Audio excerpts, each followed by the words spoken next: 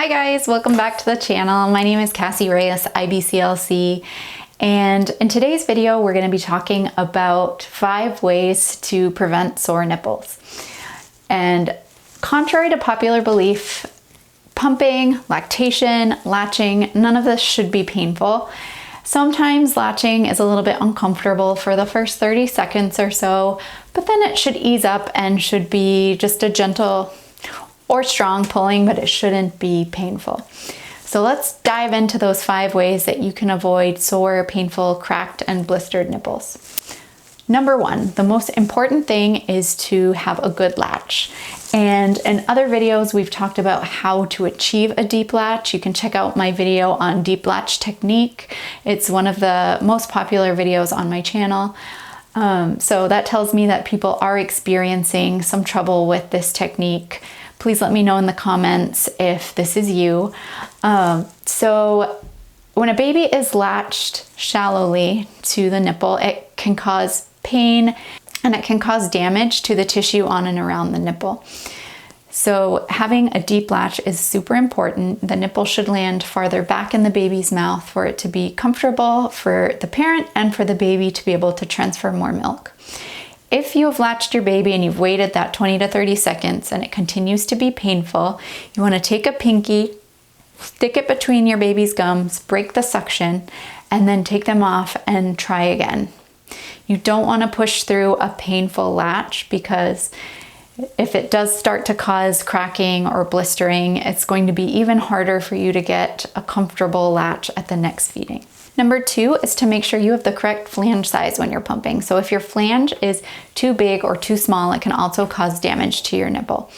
If it's too big, it may cause soreness on and around the base of the nipple or the areola, and same thing with if it's too small because it can cause tightness and squeezing around the nipple and rubbing, and this can be really uncomfortable. So if you're having trouble figuring out which flange size you need, make sure you connect with a lactation consultant who can help you get fitted for the right size. I do pumping consults, so I'll leave a link down below for the information about setting that up if you have questions about flange size, pump settings, which pump to use, all of the above. Okay, let's dive into number 3, which also has to do with pumping. Pumping, you also want to make sure you have the correct settings. So a lot of people think you just want to crank up the suction on the pump and that's going to get you more milk.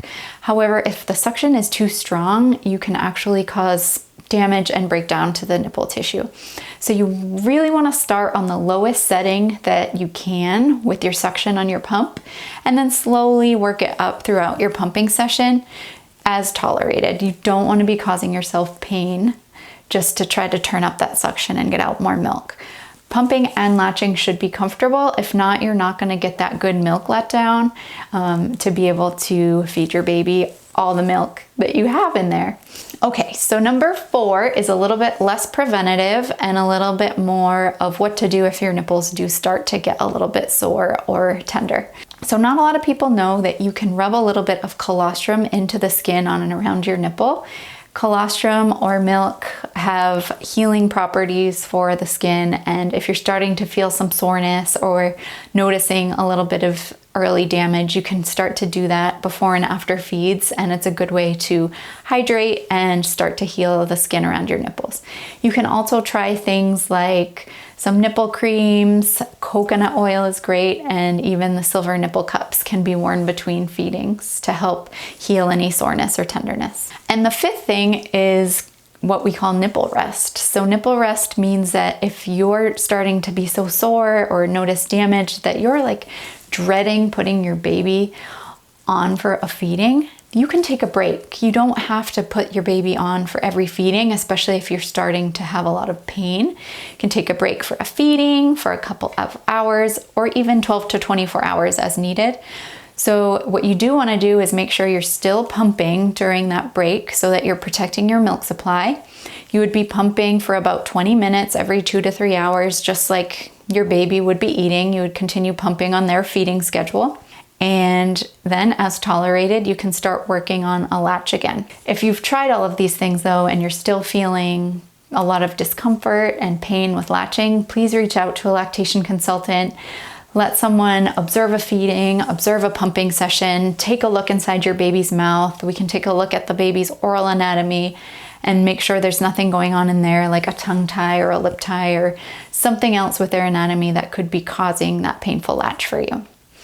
All right, so I hope you guys found these tips helpful. Like I said, I will leave the links down below on where to find me, how to find support, and even links for trying to get insurance covered virtual visits with me. If you need any help, please let me know.